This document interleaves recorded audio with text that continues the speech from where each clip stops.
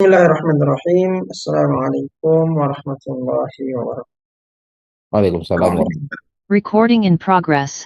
Alhamdulillah nahmaduhu wa nasta'inuhu wa nastaghfiruh wa na'udzu billahi min shururi anfusina wa min sayyiati a'malina. May yahdihillahu fala mudilla lahu wa may yudlil fala hadiya lahu. Wa asyhadu an la ilaha illallah wahdahu la syarika lahu wa asyhadu anna Muhammadan 'abduhu wa rasuluh. Allahumma shalli wa sallim wa barik على نبينا وحبيبنا المصطفى محمد وعلى آله وأصحابه ومن تبعهم بإحسان إلى يوم الدين أما بعد. Muslimin dan muslimat, ikhwan dan akhwat, pemirsa peserta ta'lim tafsir dan tadabbur yang semoga kita semua senantiasa mendapatkan curahan rahmat dan taufik dari Allah Subhanahu wa taala. Alhamdulillah, kita memuji dan mengagungkan Allah Subhanahu wa taala serta bersolawat kepada Rasulullah Shallallahu alaihi wasallam dan juga pada keluarga beliau dan sahabat-sahabat beliau. Kemudian kita lanjutkan kajian kita masih bersama dengan surat Al-Fatihah pada firman Allah Subhanahu wa taala, Iyyaka na'budu wa iyyaka nasta'in. Yang mana dalam pengajian kita yang terakhir kita sudah membahas sebagian ya dari kandungan firman Allah Subhanahu wa taala, Iyyaka na'budu wa iyyaka nasta'in. Yang mana kita telah jelaskan bahwasanya Iyyaka na'budu, ya kalau kita mau terjemahkan, engkaulah yang kami sembah atau kepadamu lah kami menyembah. Iyyaka nasta'in, engkaulah yang kami mintai pertolongan atau kepadamu lah kami meminta pertolongan. Yang mana didahulukannya iyyaka ya sebelum na'budu dan pula iyyaka sebelum nasta'in, itu menunjukkan al-ikhtisas, ya menunjukkan pengkhususan atau pengutamaan. Bahwasanya iyyaka na'budu menunjukkan hanya Allah yang kita sembah. Nah, kalau dibalik kami menyembahmu, yaitu berita bahwa kita menyembah Allah, tapi tidak menunjukkan pengkhususan. Mungkin juga orang menyembah Allah dan menyembah yang lain. Kalau dikatakan nasta'inuka, kami minta tolong kepadamu, juga minta tolong kepada yang lain. Tapi ketika dikatakan iyyaka na'budu, engkaulah yang kami sembah. Padamulah kami menyembah, kami beribadah, kami menghambakan diri. Maka itu menunjukkan pengkhususan. Tidak ada yang lain selain daripada Allah Subhanahu wa taala. Demikian pula iyyaka nasta'in, engkaulah yang kami mintai pertolongan atau kepadamulah kami minta pertolongan. Itu menunjukkan bahwa hanya Allah tempat kita meminta pertolongan. Juga sudah kita jelaskan pada pengajian yang lalu tentang makna al-ibadah. Ya, iyyaka na'budu, kata na'budu berasal dari akar kata ain, ba, dan dal, ya, abada, yang bermakna al-khudu' wa tadallul, ketundukan dan penghinaan diri. Sebagian ulama mengatakan ghayatu al-khudu'i atau al-ghayatu wa tadallul, puncak daripada merendahkan diri dan menghinakan diri. Itu makna ibadah secara bahasa. Adapun secara istilah, banyak istilah para ulama yang kita telah jelaskan. Salah satu istilah yang didefinisikan oleh Imam Ibnu Taimiyah rahimahullah alaih, yaitu ismun jami'un li kulli ma yuhibbuhu Allah wa yardahu min al-aqwali wal af'ali al-zahirati wal batinah. Dia adalah satu istilah yang mengumpulkan semua, ya, apa saja yang Allah cintai, yang Allah ridhoi, baik itu berupa perkataan atau berupa perbuatan. Baik itu perkataan dan perbuatan yang sifatnya lahiriah, ataupun perkataan dan perbuatan yang sifatnya batiniyah. Semuanya. Yang penting Allah suka, Allah ridho, maka dia adalah ibadah. Ini sudah kita jelaskan dalam kajian kita yang lalu. Kemudian di antara pelajaran yang lain dapat diambil, iyyaka na'budu wa iyyaka nasta'in. Iyyaka na'budu menunjukkan tauhid al-uluhiyah. Tauhid al-uluhiyah, bahwa kita menunggalkan Allah Subhanahu wa taala dalam penyembahan kepadanya. Ya, kita menunggalkan Allah dalam penyembahan kepadanya. Karena tauhid itu bisa dibagi sampai menjadi 3 macam bentuk tauhid. Ada juga sebagian ulama yang bagi 2, ya. Yang membagi 3, mengatakan tauhid itu adalah tauhidul uluhiyah, yaitu menunggalkan Allah sebagai satu-satunya sembahan. Yang kedua tauhid ar-rububiyah, menunggalkan Allah sebagai satu-satunya pencipta, pemilik, penguasa, pengatur, ya, alam semesta dan segala isinya. Yang ketiga adalah tauhid al-asma' was sifat, menunggalkan Allah pada nama-namanya dan sifat-sifatnya, meyakini Allah memiliki nama-nama yang agung, sifat-sifat yang agung, dan tidak ada syirikat baginya, ya, pada nama dan sifat-sifat tersebut. Itu ulama yang membagi tauhid jadi 3 bagian. Ada juga yang menggabungkan antara tauhid ar-rububiyah dengan tauhid al-asma wa sifat. Itu digabung jadi satu bagian yang disebut dengan tauhidul ma'rifah. Ya, tauhid al-ma'rifah, artinya pengenalan, yang mengenal Allah Subhanahu wa taala dengan perbuatan-perbuatannya, kuasaannya, dengan nama-namanya, dengan sifat-sifatnya, itu dijadikan satu bentuk tauhid. Kemudian penyembahan, ya, tauhid al-qasd at-talab, ya, menunggalkan Allah pada tujuan, ya, dan permintaan. Itu adalah tauhid al-uluhiyah. Jadi mau dibagi menjadi 2 boleh, menjadi 3 juga boleh, ya. Yang penting adalah substansinya. Nah, pada iyyaka na'budu ini menunjukkan bahwa hanya Allah yang kita ibadahi, hanya Allah yang kita sembah, hanya Allah yang kita tujukan kepadanya segala bentuk peribadatan yang kita kerjakan, baik itu lahiriah maupun batiniyah. Sehingga iyyaka na'budu ini menunjukkan tauhid al-uluhiyah. Dan ulama kita mengatakan bahwa surat Al-Fatihah ini mengandung atau terdapat di dalamnya 3 bentuk tauhid ini seluruhnya.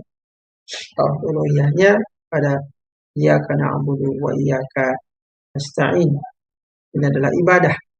Kita hanya beribadah dan kita hanya meminta pertolongan kepada Allah Subhanahu wa taala.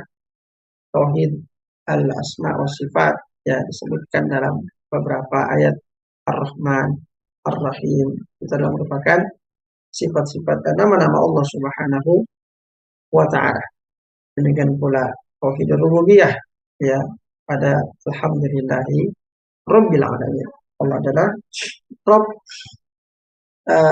pemilik, pencipta, penguasa, pengatur alamin, alam semesta dan segala isinya. Maka surat Al-Fatihah ini mengandung, ya, tauhid ini, baik tauhid al-uluhiyah, tauhid al-rububiyah maupun tauhid al-asma wa sifat. Dan itu tidak heran kalau kemudian surat Al-Fatihah sebelum yang telah lalu disebutkan sebagai a'adhamu suratin fil Quran, ya, surat yang paling afdal, surat yang paling agung dalam Al-Quran, surat Al-Fatihah. Kalau ayat, ya, satu ayat yang paling agung adalah ayatul kursi. Baik, iyyaka na'budu wa iyyaka nasta'in menunjukkan tauhid al-uluhiyah, bahwa kita hanya beribadah kepada Allah Subhanahu wa taala, hanya menyembah kepada Allah Subhanahu wa taala, hanya menunjukkan semua ibadah kita kepada Allah Subhanahu wa Ta'ala. Kemudian dari iyyaka na'budu juga kita bisa mengambil pelajaran bahwa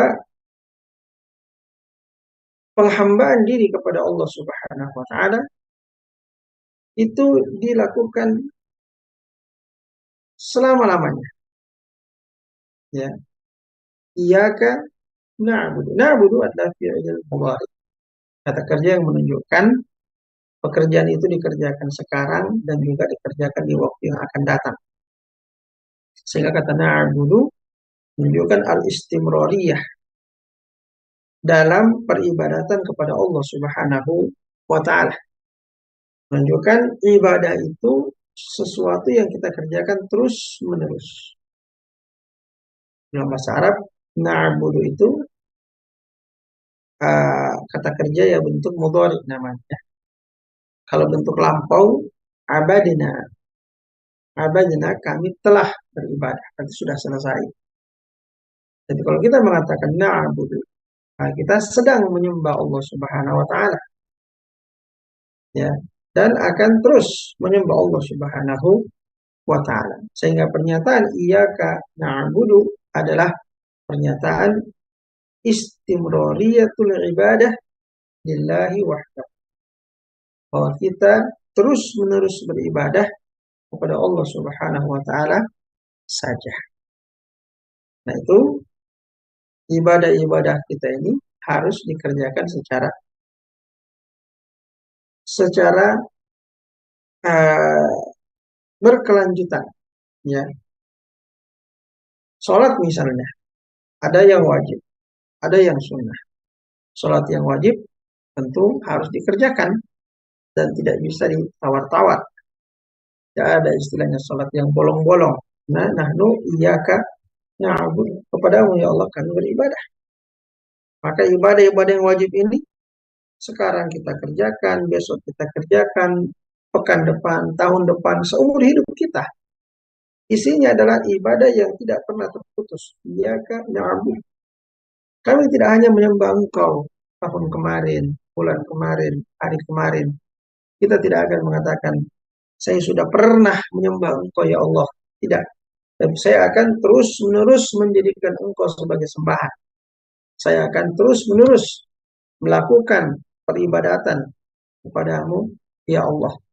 Tidak ada putusnya, ya. Tidak ada putusnya kita beribadah kepada Allah Subhanahu wa Ta'ala. Karena seorang muslim tidak ada istilahnya muslim itu sholatnya bolong-bolong gitu orang bilang, ya. Sholat 5 waktu, ya 5 waktu. Tidak bisa kita kemudian sekali-sekali kita tidak sholat lah. Kita sudah terlalu sering kita sholat. Ya. Mungkin ada orang merasa seperti itu. Ya.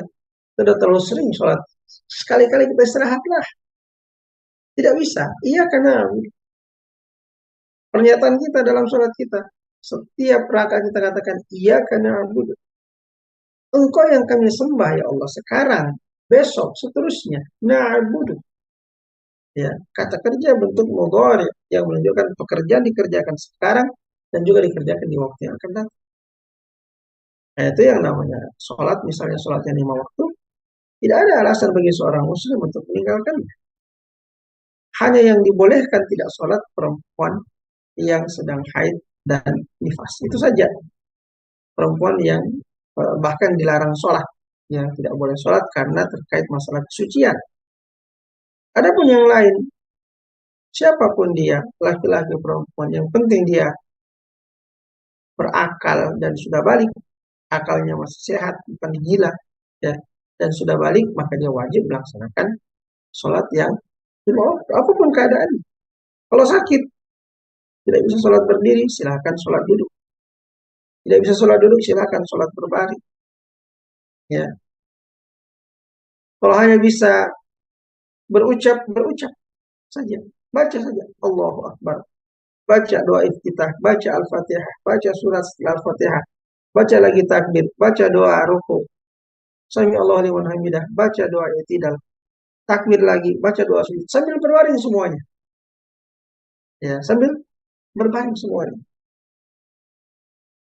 Kalau emang cuma itu yang hanya dimampukan.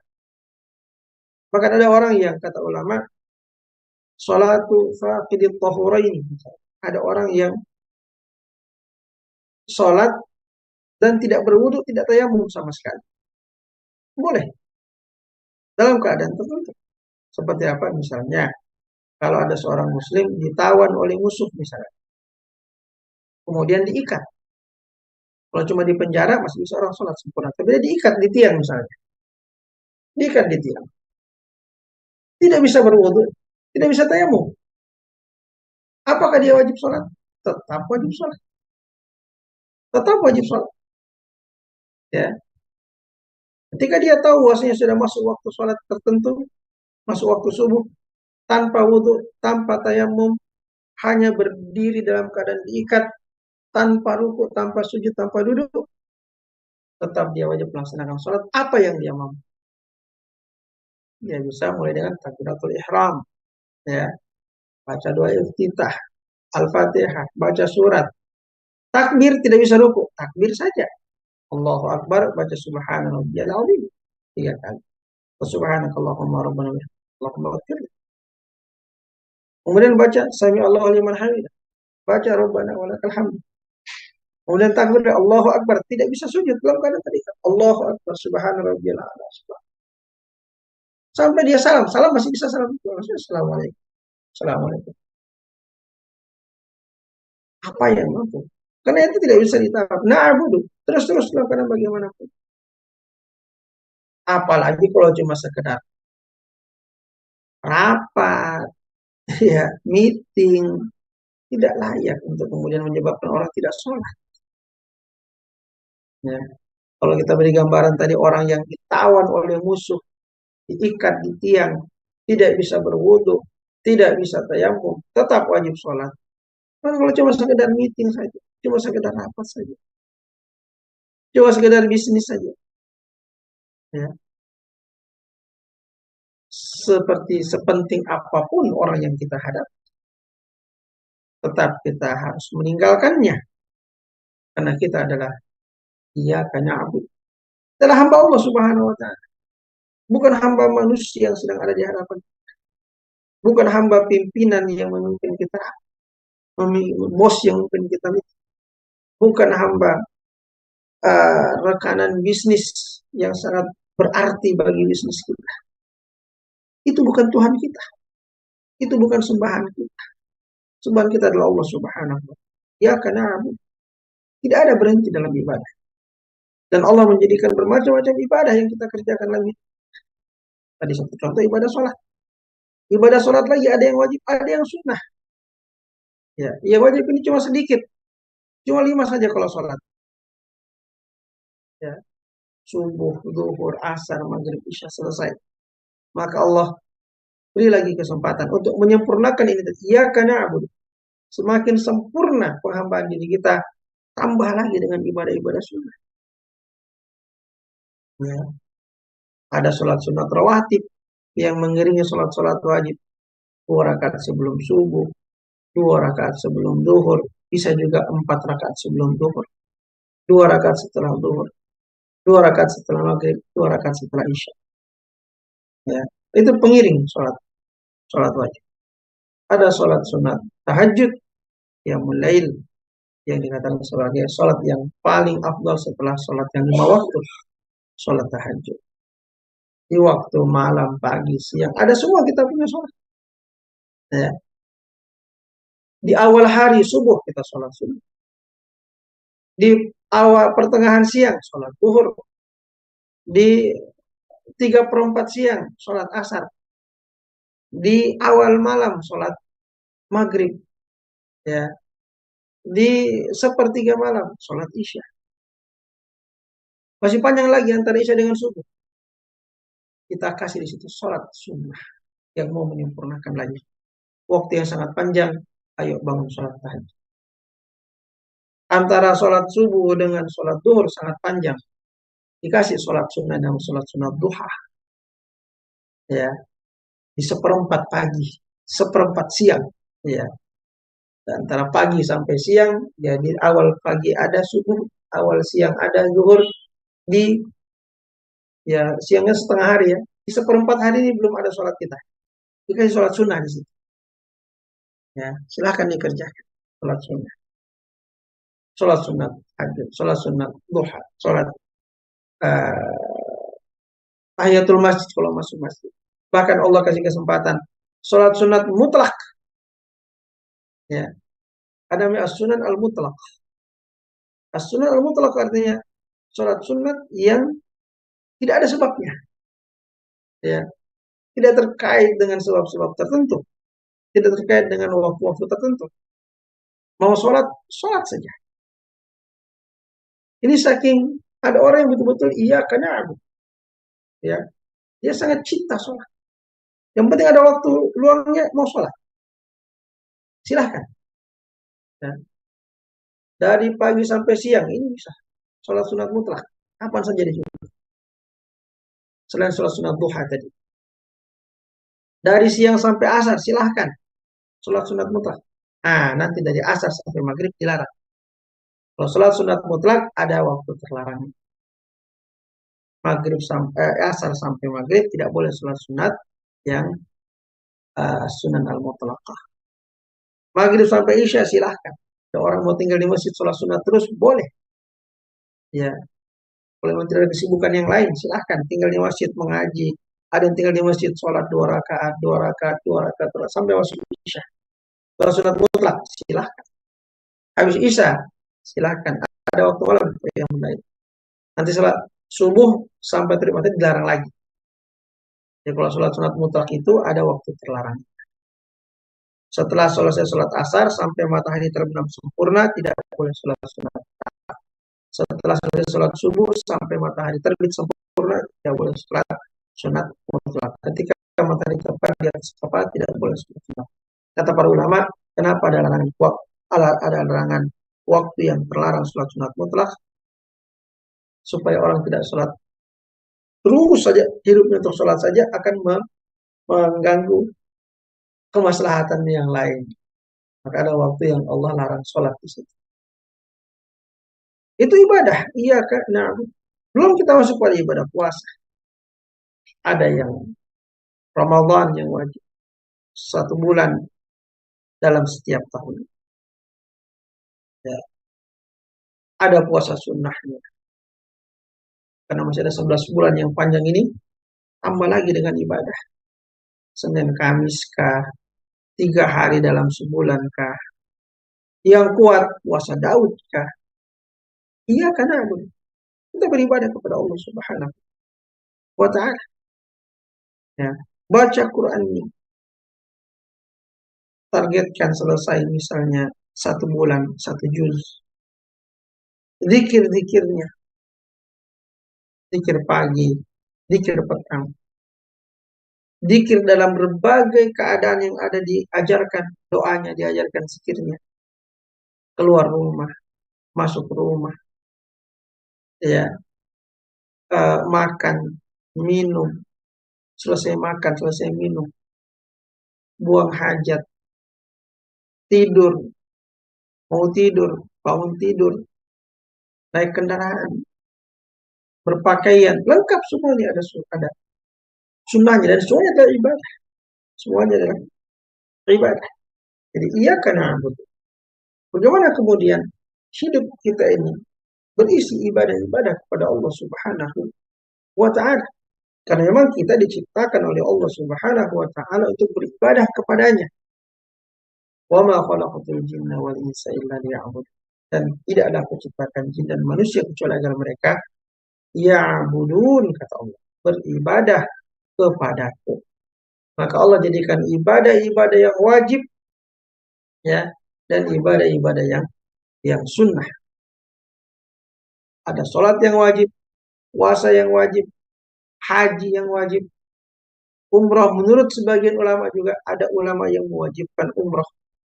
Sebagian ulama ada ibadah-ibadah yang wajib ditambah dengan ibadah-ibadah yang sunnah. Baik yang mahdhah maupun yang ghairu mahdhah.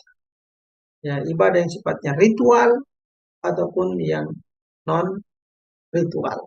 Yang tadi sudah kita berikan contoh-contohnya. Maka ia karena menjadikan seseorang terus-terus beribadah kepada Allah Subhanahu wa taala. Yang wajib tidak boleh ditawar-tawar, harus dikerjakan terus-menerus selama hayat di kandung badan. Kita masih berakal sehat, ya. Kecuali yang diberikan dispensasi oleh Allah yang boleh meninggalkannya atau meringankan. Itu yang wajib. Yang sunnah, karena ini juga ibadah terus-menerus, maka sangat dianjurkan sunnah itu dijaga dan dirutinkan. Semua tidak wajib, ya. Karena kita mau terus-menerus beribadah kepada Allah Subhanahu wa taala secara konsisten, kita punya ibadah itu berkesinambungan, berkelanjutan. Maka Nabi mengatakan, ahabbul a'mali ilallahi adwamuha wa in qalil. Amal yang paling dicintai oleh Allah Subhanahu wa taala adalah yang terus-menerus dikerjakan meskipun hanya sedikit. Ibadah sunnah, aturan ibadah sunnah afdalnya dirutinkan. Ya, meskipun cuma sedikit. Tadi misalnya ada yang mampu sholat tahajud tiap malam 11 rakaat. Kalau itu dijaga tiap malam 11 rakaat, itu paling afdal. Tiap malam tapi 11 rakaat. Ada yang mungkin tidak mampu 11 rakaat, cukup witir saja. Setiap malam dia bangun, akhir malam sholat witir 3 rakaat. Tapi kontinu setiap malam dia kerjakan. Itu yang paling afdal juga. Meskipun sedikit, yang penting ada kesinambungan, ada kontinuitas, ya, tidak terputus-putus. Kadang ibadah, kadang tidak ibadah. Kenapa? Karena kita terus-terus beribadah kepada Allah Subhanahu wa taala. Yang wajib kita jaga, tidak boleh ada yang bolong. Yang sunnah kita rutinkan.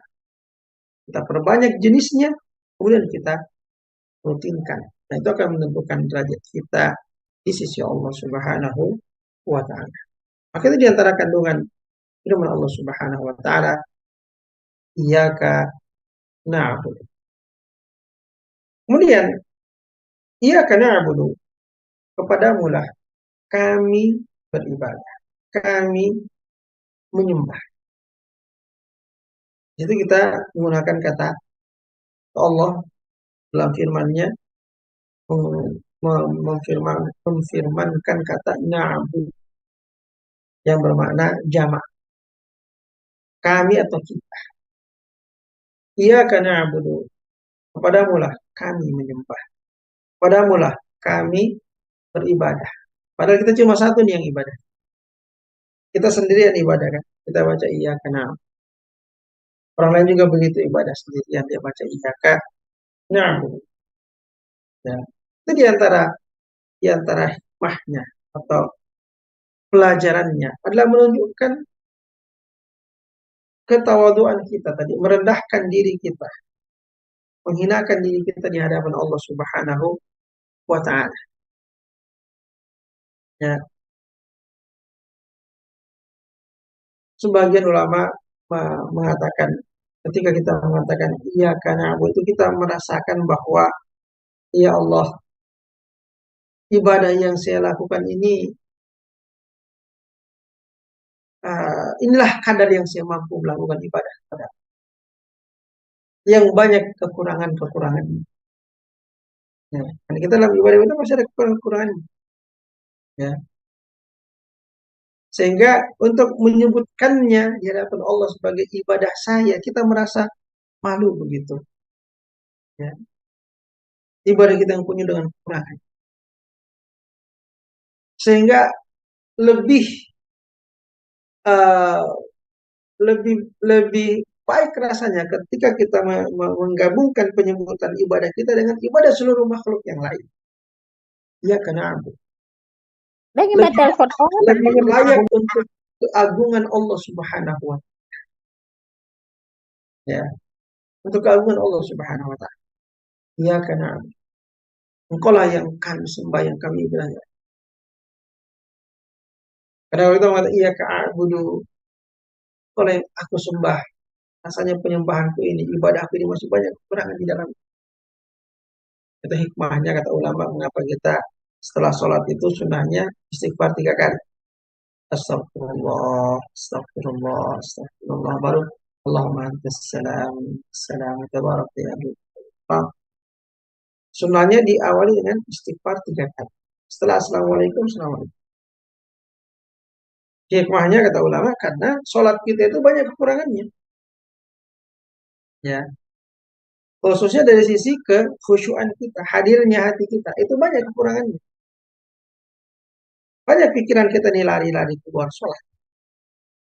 Sehingga kita perlu beristighfar kepada Allah Subhanahu wa taala. Astagfirullah, ampuni saya ya Allah. Ibadahku banyak kekurangan.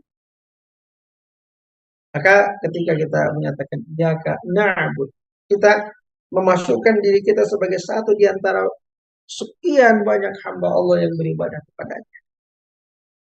Ya. Istilahnya kita lebih pede begitu untuk menyampaikan kepada Allah, iyyaka na'bud, ya Allah. Engkaulah yang kami ibadahi. Aku bersama dengan seluruh makhluk-makhlukmu yang lain beribadah kepada-Mu. Iyyaka na'bud. Di situ juga ada ta'zim kepada Allah Subhanahu wa taala, pengagungan kepada Allah Subhanahu wa taala. Iyyaka na'bud, pada kata na'bud, kami beribadah, kami ini hamba beribadah. Bahwa seharusnya memang seluruh hamba ini beribadah kepada Allah Subhanahu wa taala. Tidak layak kalau ada di antara hamba yang tidak mau beribadah kepada Allah Subhanahu wa taala. Karena dia adalah hamba, adalah makhluknya Allah, jadi diciptakan oleh Allah Subhanahu wa taala. Iyyaka na'bud. Engkaulah yang kami sembah, yang memang seharusnya disembah, diibadahi oleh seluruh makhluk. Ya. Maka kita mengatakan na'budu dengan sigat jamak di situ. Na'budu jamak, kami pengagungan kepada Allah Subhanahu. Dia seharusnya diibadahi oleh seluruh makhluk. Tidak ada makhluk yang layak, yang boleh untuk tidak beribadah kepadanya. Maka orang-orang yang tidak beribadah kepada Allah dianggap sebagai orang-orang yang sombong. Innal ladzina yastakbiruna 'an 'ibadati sayadkhuluna jahannam. Sesungguhnya orang-orang yang menyombongkan diri dari beribadah kepada, menyombongkan diri dari beribadah kepada Allah Subhanahu wa taala. Orang yang tidak mau beribadah adalah orang yang sombong. Karena itu mengungkapkan iyyaka na'budu ini mengisyaratkan pengagungan kepada Allah Subhanahu wa taala dan kecilnya kita para hamba yang memang seharusnya menghambakan diri kita ibadah kepada Allah Subhanahu wa taala. Iyyaka na'budu wa iyyaka nasta'in. Kita pindah pada nasta'in.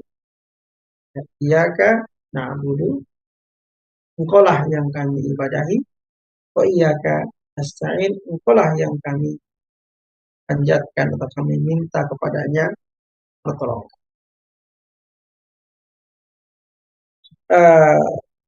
Al-isti'anah ya adalah talabul aun, meminta pertolongan dari Allah Subhanahu wa taala.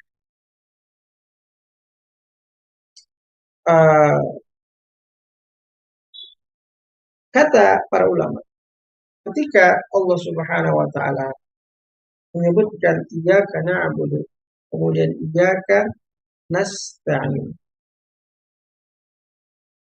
Yang pertama kita menyatakan bahwa diri kita beribadah pada Allah Subhanahu wa taala. Yang kedua, kita menyatakan bahwa kita selalu minta tolong. Juga kan menunjukkan selalu. Nasta'in juga ada fi'il mudhari'. Kalau fi'il madhinya kata kerja bentuk pangkonya ista'ana. Ya, dia meminta pertolongan. Kalau bentuk sekarang dan akan datang, huwa yasta'in. Dia meminta pertolongan sekarang dan akan datang. Kalau jamaahnya, kalau kita nasta'in. Kalau Maksudnya ista'anna. Ya, sini nasta'inu adalah kata kerja bentuk mudhari' sekarang dan akan datang. Menunjukkan kita juga terus menerus meminta pertolongan kepada Allah Subhanahu wa ta'ala. Maka iyyaka nasta'in menunjukkan ya sama tadi ibadah, menunjukkan kehinaan kita di hadapan Allah. Nasta'in menunjukkan kebutuhan kita kepada Allah. Bahwa kita harus ditolong oleh Allah Subhanahu wa ta'ala. Harus ada pertolongan Allah dalam segala hal. Kita tidak bisa berbuat apa-apa tanpa pertolongan Allah Subhanahu wa ta'ala. Tanpa ditolong, tanpa dimudahkan oleh Allah Subhanahu wa ta'ala, kita tidak akan mampu berbuat. Itu orang Islam punya pernyataan dalam zikirnya, la haula wala quwata. Untuk menegaskan dalam hati kita bahwa memang kita tanpa pertolongan Allah kita tidak bisa apa. Maka kita selalu menyatakan la haula wala quwata. Tidak ada daya, tidak ada perubahan yang bisa terjadi. Dan tidak ada kekuatan sedikit pun illa billahi kecuali bersama dengan. Hanya dengan pertolongan Allah kita bisa punya kekuatan. Hanya dengan pertolongan Allah kita bisa punya kemampuan. Ya. Hanya dengan pertolongan Allah kita bisa berusaha. Hanya dengan pertolongan Allah kita bisa berhasil. Maka iyyaka nasta'in adalah ungkapan yang kita baca setiap hari dalam sholat kita, dalam setiap rakaat, yang seharusnya menyadarkan kita bahwa kita tanpa pertolongan Allah bukan apa. Ya, tanpa pertolongan Allah kita bukan apa. Maka jika ada yang merasa berkuasa, kalau Allah tidak tolong dia tidak akan berkuasa. Qulillahumma malikal mulk tu'til mulka man tasha'u wa tanzi'ul mulk. Katakanlah ya wahai malikal mulk, Allahumma ya Allah raja segala kerajaan. Tu'til mulka man tasha'. Kau berikan kerajaan, kekuasaan kepada siapa yang kau kehendaki.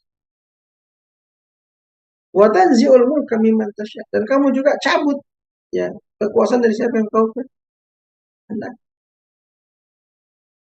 Ada yang merasa diri cerdas, pintar, ketahuilah tanpa pertolongan Allah kita tidak bisa memahami sesuatu apapun. Tanpa pertolongan Allah kita tidak bisa menghafalkan sesuatu apapun. Ya. Cerdasan pada hafalan dan pemahaman. Dan semuanya datang dengan pertolongan Allah Subhanahu wa ta'ala.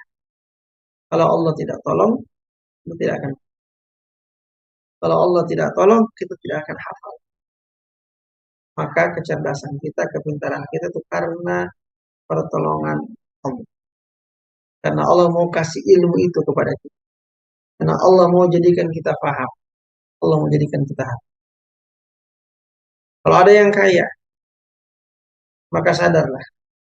Kita tidak akan jadi orang kaya tanpa pertolongan Allah. Bisnis kita berhasil karena Allah tolong itu. Ya, Allah mudahkan itu bisnis kita berhasil. Karir kita menanjak. Ya. Sehingga semakin terkenal, semakin banyak pendapatan. Itu tidak akan terjadi kalau Allah tidak tolong. Semuanya dengan pertolongan Allah. Maka ia karena nasta'in. Bukan seorang hamba harus selalu minta tolong kepada Allah Subhanahu wa ta'ala. Kalau sudah merasa kuat, tetaplah minta tolong agar Allah berikan jaga kekuatan kita dan tambah kekuatan kita. Merasa kaya, tetap minta tolong agar Allah menjaga kekayaan kita dan kemudian diberi taufik untuk menginfakkannya di jalan kebaikan. Punya kecerdasan, kepintaran, minta tolong kepada Allah agar dipertahankan ilmu kita, dijaga ilmu kita tidak hilang dari ingatan pemahaman kita, baik itu hafalan maupun pemahaman. Tetap minta tolong kepada Allah Subhanahu wa ta'ala. iyyaka na'budu wa iyyaka nasta'in. Dan ketika digabungkan sebutkan urutan kata para ulama, iyyaka na'budu wa iyyaka nasta'in, ibadah kita kepada Allah pun butuh pertolongan. Ya, iyyaka na'budu, engkaulah yang kami ibadahi. Wa iyyaka nasta'in, engkaulah yang kami mintai tolong. Yaitu minta tolong dalam kemampuan beribadah kepada-Mu. Supaya kita bisa terus beribadah kepada Allah. Menjaga yang wajib, merutinkan yang sunnah, kita harus minta tolong kepada Allah Subhanahu wa ta'ala. Kalau kita jadi orang soleh, itu karena pertolongan Allah. Ya, Allah yang beri taufik kepada kita, yang mudahkan kita jadi orang soleh. Kalau kita jadi ulama, itu karena pertolongan Allah Subhanahu wa ta'ala. Kalau kita jadi ahli ibadah, itu karena pertolongan Allah Subhanahu wa ta'ala. Maka iyyaka na'budu wa iyyaka nasta'in. Engkaulah yang kami ibadahi dan engkaulah yang kami mintai pertolongan. Ya, untuk bisa terus beribadah kepada-Mu ya Allah, tolong kami. Supaya kami bisa jaga yang wajib dan bisa memperbanyak serta merutinkan ibadah-ibadah yang sunnah. Ya, sudah 4:30. Masih banyak pelajaran-pelajaran yang bisa kita ambil dari iyyaka na'budu wa iyyaka nasta'in. Untuk pergi sampai di sini, waktu yang tersisa bisa kita sedang diskusi dan tanya jawab. Walhamdulillah rabbil alamin. Alhamdulillahirabbil alamin. Jemaah sekalian, rahmatullah. Alhamdulillah kita telah mendengarkan kajian Islam, khususnya iyyaka na'budu wa iyyaka nasta'in. Dan kita masuk pada sesi diskusi atau pertanyaan-pertanyaan yang mengganjal di hati. Insyaallah silakan ditanyakan kepada Ustadz kita. Insyaallah mudah-mudahan kalau ada waktu bisa kita jawab. Kalau tidak ada waktu, kita lanjutkan di minggu-minggu berikutnya atau pekan berikutnya. Kita masuk pada sesi pertanyaan. Ini Ustadz mulai dari yang pertama sejak awal tadi sudah mulai mempertanyakan, berarti ini penting sekali mungkin Ustadz. Oke, baik. Assalamualaikum warahmatullahi wabarakatuh dari Bu Husnia. Izin bertanya Ustadz, gimana dengan orang yang sejak balik tidak pernah sholat? Nah, jadi ini sejak balik tidak pernah sholat. Nanti kita ketika dewasa dan telah menjadi orang tua baru menyadari akan kewajiban sholat. Gimana dari hari-hari sebelumnya jika ketika dia tinggalkan sholat ini, apakah wajib diganti atau bagaimana? Syukran Ustaz. Jazakallah khair. Ya, baik. Tentang sholat yang ditinggalkan secara sengaja dalam waktu yang lama, ini ulama berbeda pendapat ya tentang hukum orangnya. Apakah orang ini masih dikatakan muslim atau sudah tidak dianggap muslim? Sebahagian ulama mengatakan ini sudah bukan muslim lagi selama dia meninggalkan sholat secara sengaja tanpa adanya uzur yang bisa diterima oleh syariat. Sebagian ulama dalam mazhab sebagaimana dalam mazhab Hanabilah, mereka mengatakan ini sudah keluar dari Islam. Yang meninggalkan sholat baik karena menentang kewajiban sholat ataupun karena bermalas-malas. Yang penting sengaja tanpa ada uzur. Menurut mazhab jumhur, ya mayoritas ulama dari Hanafiyah, Al-Malikiyah, Syafi'iyah berpendapat bahwa kalau dia menentang kewajiban sholat itu keluar dari Islam. Menentang kewajiban sholat. Kalau dia tidak menentang, dia menerima kewajiban sholat, tapi hanya dia bermalas-malasan, maka ini tidak sampai mengeluarkan dari Islam, tapi tetap merupakan dosa yang sangat besar. Ya. Nah, sehingga bagaimana ketika kemudian orang ini sadar? Nah, kalau dalam mazhab Hanabilah dikatakan ya memang dia sudah bukan muslim lagi ketika meninggalkan sholat dengan sengaja. Maka ketika dia punya kesalahan, dia masuk Islam lagi. Ya. Sehingga memang sholatnya tidak perlu diganti karena memang dia baru masuk Islam lagi. Sama dengan orang kafir yang masuk Islam. Orang Nasrani masuk Islam misalnya, Yahudi masuk Islam, orang Hindu masuk Islam, orang Buddha masuk Islam, ya sepanjang usia dia tidak sholat tidak perlu diganti. Karena memang dia sebelumnya kafir.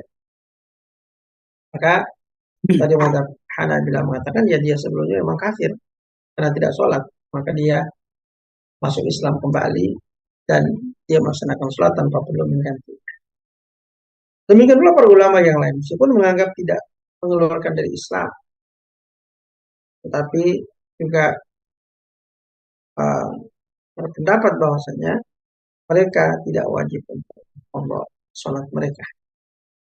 Cukup bertobat kepada Allah dengan tobat yang sesungguh-sungguh. Ya, dengan tobat yang sebenar-benarnya, menyesali dengan sangat mendalam, bertekad untuk tidak pernah lagi meninggalkan sholat. Maka kewajibannya adalah menjalankan sholat 5 waktu dan tidak perlu mengqadha sholat-sholat yang telah ditinggalkan di waktu yang lalu. Tetapi sangat dianjurkan memperbanyak sholat sunnah.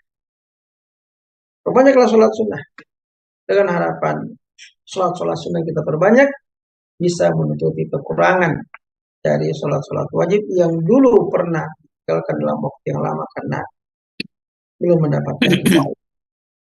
Di hari kiamat nanti ketika ditimbang amal-amal kita, dilihat sholat wajib kita banyak rusaknya, maka itu disempurnakan dari sholat-sholat sunnah kita. Dan itu dianjurkan mereka memperbanyak sholat sunnah. Ya, setelah sadar mau melaksanakan sholat 5 waktu, perbanyaklah sholat sunnah. Kita tidak disuruh mengqadha sholat yang telah ditinggalkan dahulu, tapi perbanyaklah sholat sunnah. Ya, dengan harapan bisa menutupi kekurangan pada sholat yang ditinggalkan pada masa yang lalu. Allahu ta'ala. Baik, Ustaz. Selanjutnya, ini masih ada kaitannya, Ustaz, dengan pertanyaan sebelumnya. Itu kalau jadi ada seseorang yang seorang Muslim, kemudian selama di awal-awal sebelum hijrah dia banyak melakukan dosa. Kemudian setelah itu dia sadar, kemudian setelah itu tadi kan dianggap sebagai sudah keluar dari Muslim gitu. Jadi pada saat dia sadar, kemudian dia melaksanakan kewajibannya dengan konsisten. Apakah ini dosa-dosanya yang terlalu dihapuskan? Sebagaimana diketahui bahwa orang yang non-Muslim, kemudian kalau masuk ke dalam Islam, dosa-dosanya diampuni. Apakah ini sama seperti itu, Ustaz? Jazakallah khair. Ya, intinya pada pertobatan. Ya, orang kafir maksudnya tobat juga sebenarnya. Ya. Kalau orang kafir masuk Islam, berarti dia tobat. Ya, dia tobat meninggalkan kekafiran, kembali kepada fitrahnya. Ya, karena tobat artinya sebenarnya itu kembali. Taba yatub itu kembali. Ya, jadi orang yang bertobat itu orang yang kembali kepada Allah. Tadi dia kafir, dia tinggalkan Allah. Maka dia bertobat kembali kepada Allah. Dia kembali kepada fitrahnya untuk mentaati Allah. Demikian pula orang Islam yang ahli maksiat, yang tidak mau sholat, ya. Ketika dia tidak sholat, dia meninggalkan Allah, dia jauh dari Allah. Maka dia bertobat kembali kepada Allah. Jadi sama saja orang kafir yang masuk Islam dan orang Islam yang bertobat dari dosa-dosa di masa yang lalu. Jika taubatnya benar-benar sungguh-sungguh, namanya taubatun nasuh, dia meninggalkan pelanggarannya itu, dia menyesali bahwa dia telah melakukannya, dan dia bertekad untuk tidak kembali. Allah tahu isi hati kita ketika bertobat. Kalau kita betul-betul bertobat seperti itu, maka sebesar apapun dosa kita akan diampunkan oleh Allah Subhanahu wa ta'ala. Baik, Ustaz. Kemudian kita masuk pada pertanyaan berikutnya, Ustaz. Dari Ghanim. Bismillah, afwan Ustaz, di luar judul materi hari ini. bagaimana pembagian harta ketika suami meninggal. Suami meninggalkan anak dan harta. Bagaimana harta yang diperoleh ini sebelum menikah, Ustaz? Bagaimana pembagiannya? Kemudian bagaimana harta yang diperoleh ini sebelum nikah dan bagaimana pembagiannya gitu. Pembagian harta sebelum menikah dan bagaimana pembagian harta itu setelah menikah, Ustaz. Ya. Dalam Islam tidak dibedakan. Ya. Orang yang meninggal dunia, semua harta yang dia miliki, ya, apakah dia belum menikah, setelah menikah, ya, masih remaja, sudah punya harta, ya, semua harta yang dia miliki ketika dia meninggal dunia adalah milik ahli warisnya. Ya, itu intinya. Jadi tidak perlu ditanyakan lagi ini harta kapan didapatkan segala macam, tidak pakai sejarah harta lagi. Intinya harta yang ada dalam kepemilikan dia. Semua yang masih sah sebagai miliknya. Apakah itu uang, tanah, bangunan, kendaraan, ya, bisnis, segala macam. Semua harta yang sah sebagai miliknya, maka itu adalah harta warisan. Siapa yang dapat warisan? Ya tergantung siapa yang ada di antara ahli warisnya. Ya, yang paling dekat adalah suami atau istri. Ya, selama belum bercerai ya. Kalau sudah bercerai kan tidak punya hak lagi. Tapi ketika dia meninggal masih dalam ikatan pernikahan, maka suami atau istri mendapat warisan pasangan yang meninggal dunia, baik itu dimiliki sebelum dia menikah atau setelah dia menikah. Kalau punya anak, anak-anaknya dapat. Kalau masih ada orang tuanya hidup, orang tuanya pun dapat.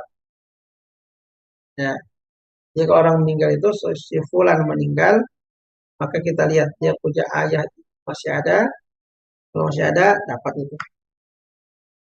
Dia punya istri masih hidup dan masih dalam ikatan pernikahan, dapat. Dia punya anak laki-laki bagiannya 2 kali lipat anak perempuan. Ya, demikian pula kalau perempuan yang meninggal dunia, suaminya yang dalam ikatan pernikahan dengan dia mendapatkan warisan. Kalau dia masih punya orang tua, ayah ibu atau ayah saja atau ibu saja juga dapat warisan. Demikian pula anak-anaknya. Apakah anak dari suami ini atau suami yang lain, yang penting anaknya dia semuanya mendapatkan warisan. Allah Ta'ala. Baik, Ustaz. Jazakallah khair, Ustaz. Kemudian pertanyaan berikutnya, Ustaz, dari Marhamah Afwan, Ustaz. Apakah termasuk kategori rutin kalau sholat tahajudnya itu kadang 11 rakaat, kadang hanya 2 dan 4 rakaat, karena kadang-kadang yang bersangkutan saya ini lambat bangun. Dan sholat witir sudah dilaksanakan setelah sholat isya. Demikian, Ustaz. Apakah termasuk apa tadi Pak pertanyaannya? Termasuk apa? Apakah termasuk kategori rutin? Kategori rutin kalau sholat rutin. Oh, rutin. Ya. Apakah termasuk kategori rutin? Kadang melaksanakan sholat tahajud 11 rakaat, 2 rakaat, 4 rakaat. Ini 2 rakaat potong 4 rakaat ini terjadi karena kadang telat bangun. Tapi sholat witirnya sudah dilaksanakan setelah sholat isya. Ya. Kalau dia merutinkan sesuatu, katakanlah dia merutinkan 11 rakaat. Terus suatu ketika dia karena capek atau karena sakit, dia hanya mampu melaksanakan 3 rakaat misalnya. Maka insya Allah masih tercatat sebagai orang yang merutinkan ibadah sunnah. Karena ada halangan. Ya, kita masih katakan tidak maridul abdu aw safara kutiba lahu ma kana ya'maluhu sahihan muqiman. Kama qala sallallahu alaihi wasallam. Apabila seorang hamba itu sakit atau dia musafir sehingga meninggalkan beberapa ibadah-ibadah sunnahnya, maka kutiba lahu ma kana ya'maluhu sahihan, dicatatkan baginya pahala yang biasa dia kerjakan dalam keadaan sehat dan dalam keadaan mukim. Jadi kalau ada hambatannya maka itu tetap tercatat. Tapi kalau dia memang tidak punya sesuatu yang jelas, ya, hari ini 11, besok 3, besoknya lagi 5, besoknya lagi tidak bangun, ini tidak jelas sama sekali, maka dianggap tidak rutin. Ya, jadi yang rutin itu memang ada satu kebiasaan yang dijaga, 3 saja kah, 5 saja kah, 11 kah misalnya. Ketika tiba-tiba ada halangan, tidak bisa seperti itu, maka itu masih dianggap. Jadi, ada memang kebiasaan yang memang dilakukan. Allah. Baik, Ustaz. Kemudian berikutnya, oh, ini ada dari Kalimantan Selatan, Ustaz. Dari Kalimantan Selatan, Rati Purnamasari. Izin bertanya, Ustaz. Eh, tahun lalu masih punya utang puasa Ramadan karena sakit, Ustaz. Belum sempat diganti. Tahun ini hamil dan kondisinya belum mampu berpuasa, menggantikan utang puasanya. Bagaimana cara mengqadhonya, Ustaz? Jazakallahu khair. Ya, kalau sekarang belum bisa mengkodok puasa karena memang hamil, maka dimaafkan. Ya, nanti dikodok, biar setelah lewat puasa berikutnya, setelah dia mampu mengkodok, baru dia mengkodok. Itu memang ada halangan. Ya, yang berdosa kalau dia tidak ada halangan sama sekali dan tidak mau mengkodoknya. Banyak waktu-waktu yang kosong dan dia sengaja menunda sampai habis masuk Ramadan berikutnya tidak diganti. Karena dia berdosa. Dia berdosa dan tetap harus mengganti lagi setelah Ramadan yang kedua lewat. Jadi kewajibannya tidak gugur. Ya, tapi dia berdosa karena sudah tiba waktu Ramadan. Tidak harus melakukan. Belum dia mengkodoknya. Maka jika dia tidak sempat mengkodok, karena ada halangan seperti hamil misalkan, maka itu dimaafkan insya Allah. Tetapi tetap utangnya tetap terhitung istilahnya, tidak diputihkan. Ya, tidak diputihkan, tetap terhitung sebagai utang puasa yang harus. Allah Ta'ala. Baik, Ustaz. Kemudian Ustaz dari jamaah, Bismillah. Baru-baru ini ibu saya ke rumah sakit, ada saudaranya yang sakit di rumah sakit. Di dekat ICU tidak ada WC, harus turun di lantai 2, Ustaz. Karena ibu saya tidak kuat lagi jalan karena ke sana kemari. Walaupun ada tangga lift, tapi ibu hanya tayamum di lantai 3 dan sholat di situ. Apakah itu sholatnya sah, Ustaz? Karena di lantai 2 ada WC, tapi dia tidak turun karena tidak kuat lagi, Ustaz. Kemudian yang kedua, kalau orang sakit yang tidak memungkinkan untuk menghadap kiblat karena tempat tidurnya membelakangi kiblat, bagaimana ini, Ustaz? Jazakallah khair, Ustaz. Ya, baik. Orang sakit sholat sesuai dengan kemampuannya. Bersuci sesuai dengan kemampuannya. Jadi kalau memang ada air, tapi dia tidak mampu menggunakan, jangan ke lantai 2, ada air di kamarnya dia misalnya, tapi tidak bisa pakai air, maka dia boleh tayamum. Ya. Atau ada air tapi jauh, dan dia sakit, tidak bisa berjalan ke bawah, maka dia boleh bertayamum. Dan itu adalah merupakan kondisi yang diizinkan baginya. Karena tidak memungkinkan baginya berwudu secara sempurna, maka dia boleh untuk bertayamum. Yang pertama. Yang kedua, apa tadi yang kedua? Saya lupa tadi. Yang kedua, karena tempat tidurnya tidak menghadap kiblat, Iya. apakah dia bisa melakukan sholat? Iya, sama juga tadi ya. Ketika tidak memungkinkan, maka dia melaksanakan sholat bagaimana keadaan. Tapi jika memungkinkan merubah posisi tempat tidur, kalau itu memungkinkan, maka kita merubah posisi tempat tidurnya. Ya, menjadi apalagi dia bisa miring ke kanan, ya sudah ada kiblat, atau di arah kakinya, ya dia menghadap kiblat itu jika memungkinkan. Jika masih memungkinkan, kita merubah posisinya supaya bisa sholat menghadap ke kiblat dalam keadaan berbaring.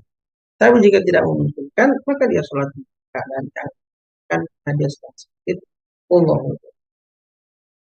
Baik, Ustaz. Jazakallah khair, Ustaz. Kemudian saya persilakan kepada Ukhti Fitri Makassar. Silakan.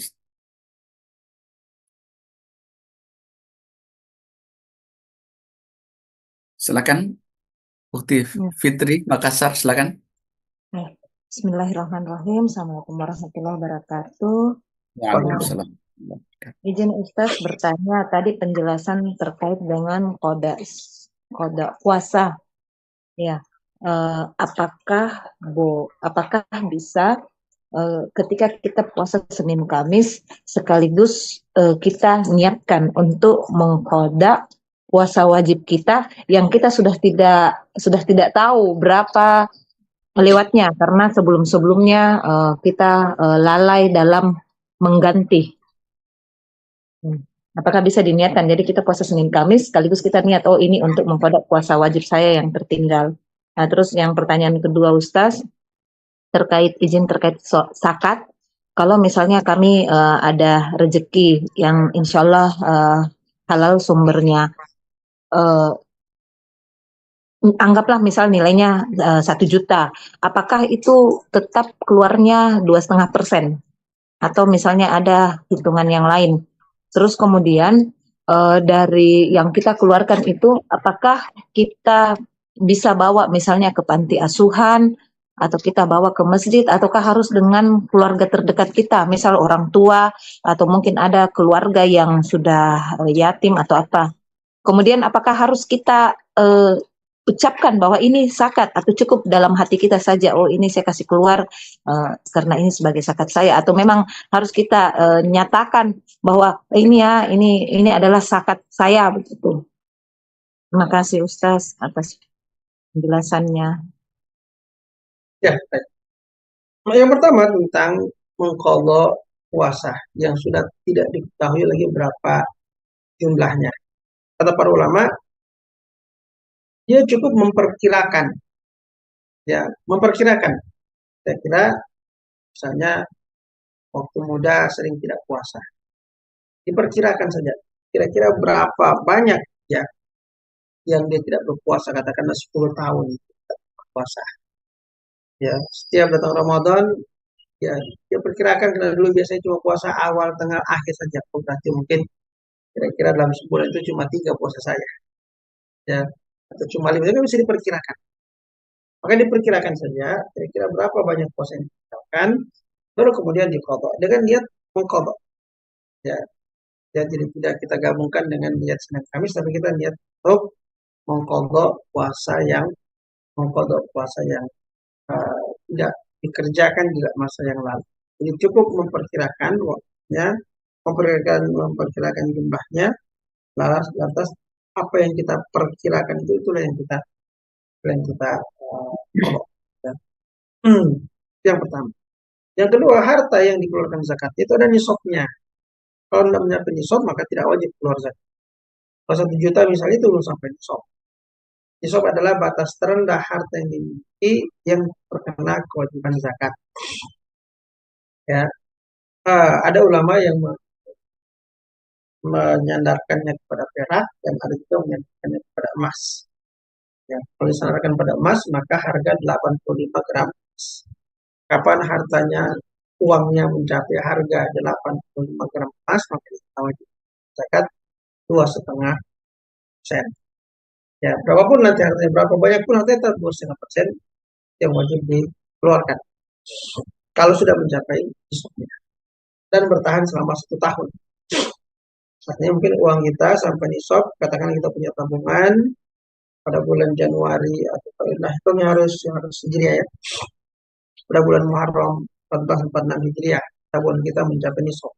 Katakanlah masuk uang kita 100 juta.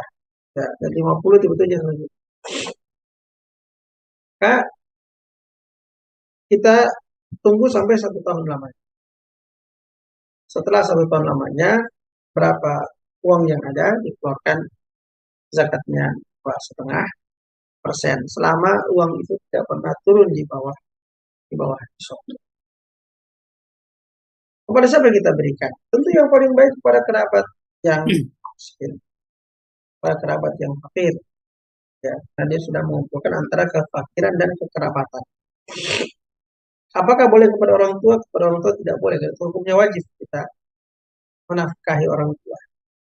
Kalau kita punya orang tua yang sudah tidak mampu, maka anaknya wajib menafkahi. Kalau dia wajib menafkahi, maka ada 2 kewajiban, ada wajib zakat, ada wajib nafkah.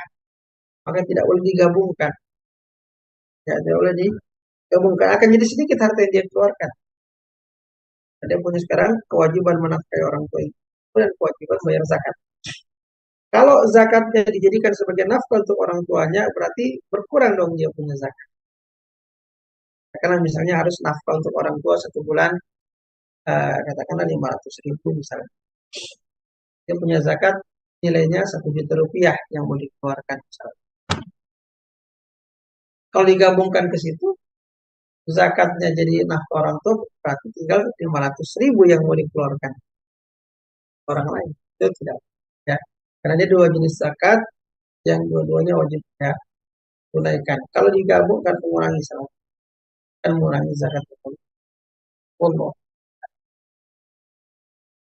Baik, Ustadz, sebelum Akhi Zainun dan Anik, saya membacakan satu pertanyaan dari chat, Ustadz, dari Bu Prof. Maulidia. Assalamualaikum, Ustadz.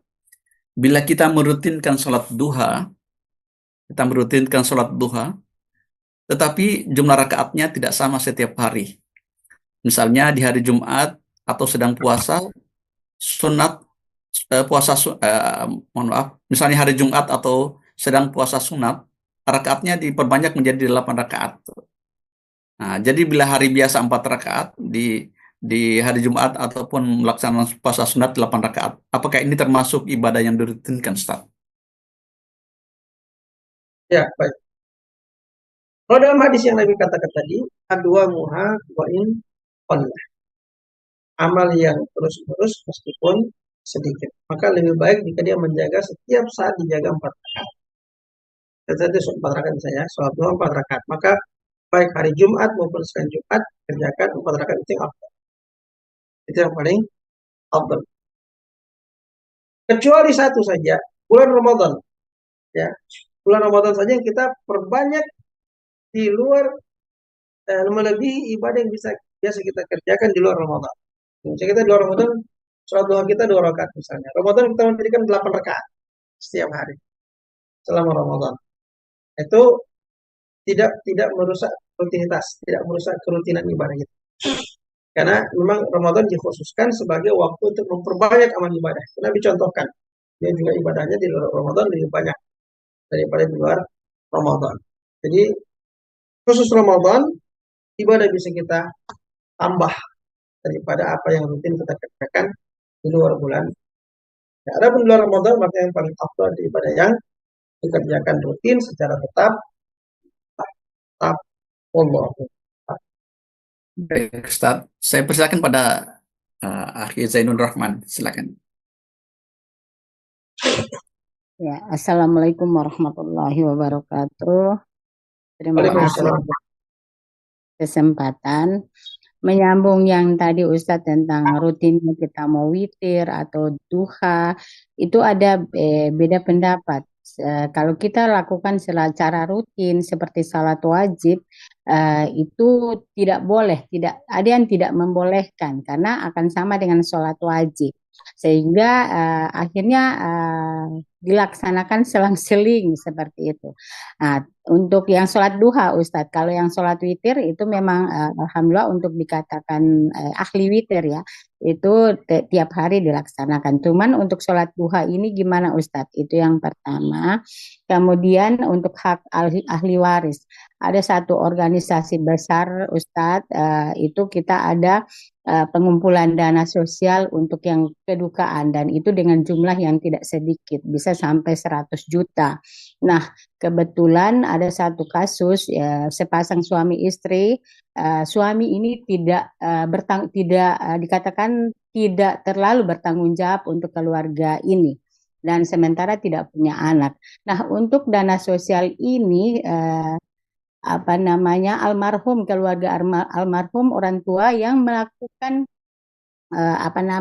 fasilitasi untuk kesehatan almarhum sampai meninggal dunia, sampai pelaksanaan pelayatan itu dilakukan oleh orang tua dari almarhum, dari istri.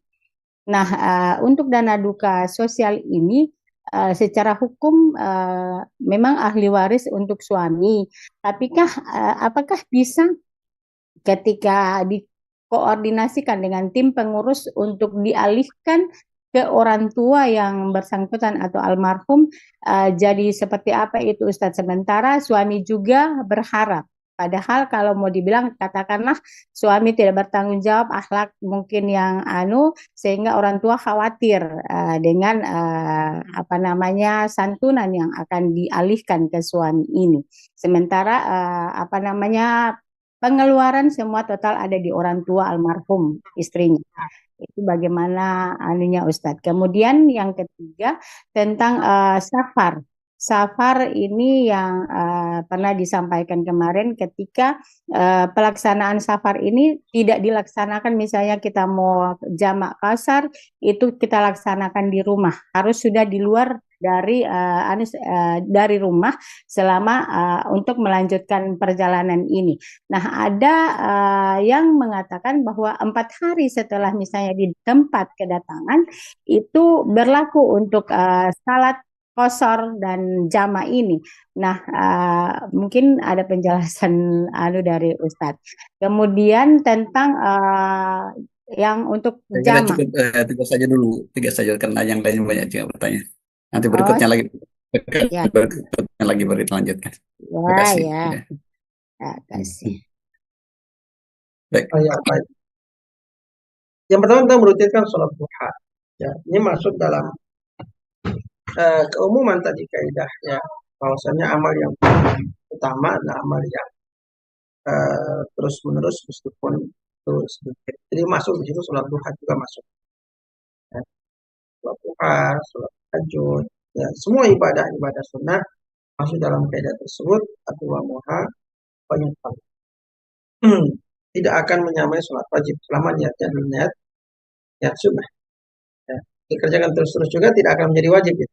Tidak akan menyamai juga yang wajib selama kita meyakininya sebagai ibadah yang pertama. Yang kedua, apa tadi yang kedua itu? Yang ketiga juga. Ahli waris untuk Iya. ahli waris Ustaz. Ya, warisan ya. Ini dana duka sosial, Oh iya. sosial. Dana yang dikumpulkan setelah meninggalnya seseorang itu bukan lagi hartanya. Jadi kita lihat ini dana dikumpulkan, apakah dikumpulkan ketika orang ini sakit untuk membantu dia, Sudah meninggal. ataukah dana dikumpulkan setelah dia meninggal dunia? Setelah Keluarga- meninggal, Ustaz. Ya? Setelah meninggal. Setelah meninggal. Nah, kalau setelah meninggal bukan lagi warisan. Ya, bukan warisan karena orang meninggal sudah tidak punya milik gitu. Saya sudah tidak bisa bersedekah kepada orang meninggal kan. Dia sudah meninggal dunia. Kecuali ketika dia masih sakit untuk pembiayaan segala macam, orang pada menyumbang, maka ketika dia meninggal dunia semua sumbangan dia ketika sakit jadi harta warisan. Dibagi sesuai dengan hukum Islam, ya, semua ahli warisnya berhak mendapatkan sesuai dengan hukum Islam. Tapi kalau orang itu sudah meninggal dunia, lalu ada penggalangan dana untuk membantu uang duka istilahnya, sumbangan kedukaan, berarti sumbangan itu bukan lagi milik orang yang meninggal dunia. Jadi ya terserah nanti dibagi sesuai kesepakatan saja ya oleh keluarga-keluarga terdekatnya termasuk orang tuanya, suaminya, istrinya, anak-anaknya ya. Bagaimana dimusyawarahkan ya uang duka ini? Karena bukan lagi harta warisan. Nah, kalau harta warisan itu tidak bisa ditawar-tawar itu. Meskipun dibilang suaminya tidak membiayai ketika dia sakit, misalnya ya. Kalau memang di harta warisan, ya hukum Allah tidak bisa diganggu gugat, ya, tidak bisa ditahan. Kalau ada warisannya, orang tua itu maksudnya dia biayai ketika sakit, dia tidak bisa mencegah apa yang sudah menjadi hukum Allah. Ya, maka jika orang yang meninggal dunia punya warisan, maka ya suaminya tetap dapat. Ya, kalau yang meninggal laki-laki, istrinya tetap dapat selama masih dalam ikatan pernikahan, ya, belum dicerai. Ya, jadi tidak bisa kita membatalkan hukum Allah. Ya, Ustaz, kasih Ustaz. Untuk safar, Yang ketiga Ustaz. Ya, tadi yang satu lagi, safar ya. Safar menurut jumhur ulama. Ya, ini ada perbedaan pendapat ya tentang berapa masa safar itu. Jumhur mayoritas ulama membedakan antara orang yang bermusafir yang sudah merencanakan berapa lama dia akan tinggal. Saya musafir ke suatu tempat, saya akan tinggal selama 1 pekan misalnya. Maka begitu dia tiba, dia sudah tidak dihukum sebagai musafir lagi. Dia mendapatkan hukum mukim karena dia meniatkan tinggal lebih daripada 3 hari. Tapi kalau dia setempat musafir, saya hanya akan tinggal 3 hari saja. Ya, di luar hari kedatangan, hari kepulangan. Misalnya saya ke Jakarta, saya tiba hari Senin, saya tinggal Selasa, Rabu, Kamis, saya pulang hari Jumat, maka saya selama itu musafir. Selama itu saya musafir. Saya Ya, menentukan tinggal, tapi tidak melebihi 3 hari. 3 hari waktu tinggal ya, di luar ya, hari kedatangan dan hari kepulangan. Maka selama itu saya mengambil hukum musafir. Yang ketiga, orang yang ke suatu tempat dan tidak tahu kapan akan pulang. Misalnya ya, berobat. Saya ke Jakarta berobat karena sakit. Atau saya menemani, saya mungkin tidak sakit ya. Saya menemani orang tua yang sakit berobat ke Jakarta. Entah kapan sembuhnya, mungkin sampai sebulan. Saya tidak tahu. Maka selama itu saya musafir.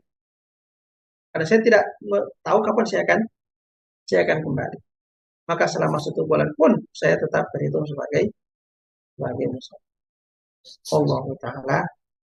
ya. Alhamdulillah. Ya, Eh, alhamdulillah. Ya, syukron Oke. Ustaz. Iya, Afwan. Mohon maaf Pak Muzuni, saya ini kayaknya harus mengantar anak ke sekolah ini. Oh, baik, Ustaz. Iya. Mantap. Tadi Baik, sudah Ustaz. pesan apa itu Grab tapi tidak datang-datang kayaknya harus mengantar. Oh ya, baik, Ustaz. Alhamdulillah. Baik Eh, Ustaz. Iya, sama-sama. mohon maaf, Bu Satu dulu tuh. dan Wati yang sudah raise hand, mudah-mudahan bisa ditanyakan atau bisa kita diskusi pekan depan insya Allah. Jadi Iya. insya Allah Mbak Anik dan Mbak Roswati kita mudah-mudahan bisa ditanyakan kembali di pekan depan. Kemudian ada beberapa pertanyaan, ada sekitar 4 atau 5 pertanyaan yang ada di chat. Insya Allah nanti kalau ada waktu bisa kita tanyakan atau kami bacakan di pertemuan-pertemuan berikutnya. Mohon maaf sekali lagi karena Pak Ustadz ada yang harus dilakukan. Terima kasih. Biasanya pesan itu kendaraan online, tapi ini nggak datang-datang. Oke, baik Ustadz. Mohon maaf ini jamaah ya. Oke. Jazakallah khair Ustadz. Insya Allah kita lanjutkan di pertemuan berikutnya. Saya kembalikan pada Prof. Ma'ruf. Silakan Prof. Assalamualaikum warahmatullahi wabarakatuh. Waalaikumsalam warahmatullahi wabarakatuh. Mohon pimpin doa baru kita selesai. Ya. Mungkin saya tutup secara singkat aja karena agak buru-buru. Yang paling berbahagia, alhamdulillah kita telah menyelesaikan ta'lim pada pagi hari ini. Kita tutup dengan para majelis. Subhanakallahumma wa bihamdika asyhadu an la ilaha illa anta wa astaghfiruka wa atubu ilaik. Wa sallallahu ala nabiyyina Muhammad wa ala alihi wasallam. Wa akhiru da'wana. Ustaz. Demikian berakhir kajian kita. Insya Allah kita sambung lagi Jumat depan. Saya tutup wabillahi taufiq wal hidayah. Assalamualaikum warahmatullahi wabarakatuh. Alhamdulillah. Waalaikumsalam warahmatullahi wabarakatuh. Saya langsung pamit ya, Prof. Silakan Pak Ustadz. Muzuni. Tiba-tiba ini harus ngantar. Assalamualaikum. Waalaikumsalam warahmatullahi wabarakatuh. Iya. Alhamdulillah, Prof. Alhamdulillah ya. Oke. Berapa lagi tadi pertanyaan? Mudah-mudahan bisa di save saja mungkin kita save saja dia punya pertanyaan. Oh ya, insya Allah. Ya, insya Allah. Sudah saya save. Ya. Oh iya. Kita tutup. Oke, baik. Kita tutup. Assalamualaikum warahmatullahi wabarakatuh. Waalaikumsalam warahmatullahi wabarakatuh. Recording